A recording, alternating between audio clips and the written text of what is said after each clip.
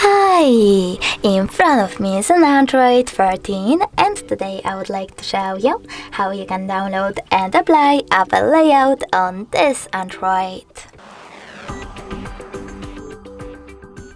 First of all, go into Play Store, click on the search bar and type in iOS Launcher. Then install this free app from this developer.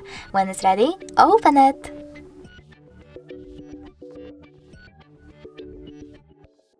Now you need to select while using the app and allow in all of those pop-ups.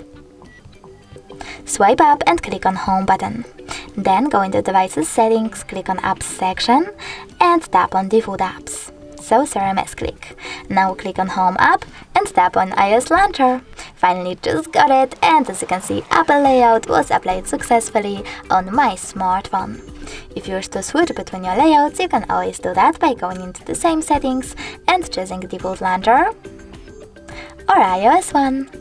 Thanks so much for watching. If you enjoyed this video, don't forget to leave a like, comment and subscribe. Bye!